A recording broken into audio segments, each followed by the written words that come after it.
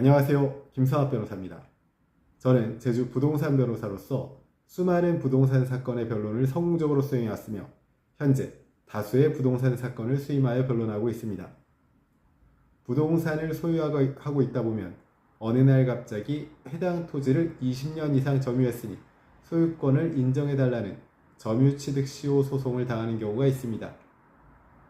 이 경우 소유자는 당황하기 쉽지만 법적으로는 피고에게도 충분한 항변권이 주어집니다. 점유취득시효는 일정 요건을 충족해야만 성립하며 그 요건 중 하나라도 인정되지 않으면 청구가 기각될 수 있습니다. 오늘은 제주 부동산 변호사의 시각에서 점유취득시효 소송 피고가 주장할 수 있는 항변사항에 대해서 설명드리겠습니다. 점유취득시효가 인정되기 위해서는 점유자가 해당 부동산을 소유의 의사로 평온공연하게 20년 이상 점유해야 합니다. 즉, 타인의 토지를 단순히 임대받거나 위탁관리하는 등의 타주점유 상태에서는 취득시효가 인정되지 않습니다. 따라서 피고는 원고의 점유가 임대차 또는 사용 허락에 따른 점유였다는 점을 입증하면 됩니다. 예를 들어 과거 토지를 무상으로 사용하도록 허락했다는 문자, 녹취, 주민들의 진술, 과거 임대료 수취 기록 등이 있다면 자주점유를 부정할 강력한 증거로 작용합니다. 다음으로 취득시효가 성립하려면 점유가 평온공연하게 이루어져야 합니다. 즉, 폭력이나 은밀한 방법으로 점유했거나 소유자의 명시적 반대에도 불구하고 점유가 계속되었다면 법적으로 보호받기 어렵습니다. 예를 들어 피고가 수차례에 걸쳐 경작 중단을 요구했음에도 불구하고 원고가 불법 점유를 계속했다는 사실을 입증하면 시효의 평온성 요건이 깨지게 됩니다. 특히 제주 지역은 토지 경계가 불분명한 경우가 많아 경작지나 밭담을 기준으로 한 점유 다툼이 자주 발생합니다.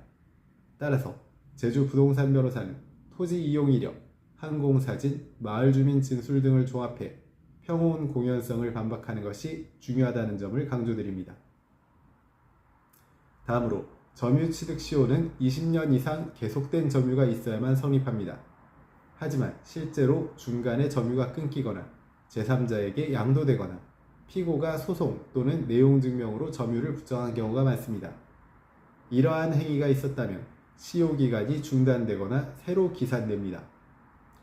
예를 들어 피고가 10년 전 해당 토지를 회수하라고 요구하는 내용증명을 보냈다면 이후 점유는 평온한 점유로 볼 수 없으며 시효기간도 새로 시작됩니다.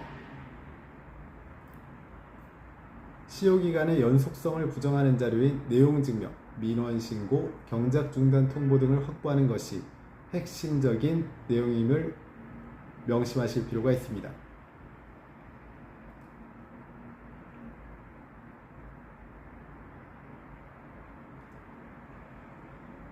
점유취득시효 소송은 겉보기엔 오래 점유했으니 소유권을 달라는 단순한 주장처럼 보이지만 실제로는 점유의 성격과 기간, 평온성 등 복잡한 법리 판단이 중요합니다. 따라서 피고는 원고의 주장에 그대로 끌려가기보다는 법이 허용하는 다양한 항변 수단을 적극적으로 활용해야만 합니다. 현재 점유취득시효 소송에 대한 법률적 도움이 필요하시다면 언제든지 제주 부동산 변호사 김성학 법률사무소를 찾아주시면 신속, 정확한 해법을 제시해드리겠습니다. 조금이나마 도움이 되셨으면 합니다.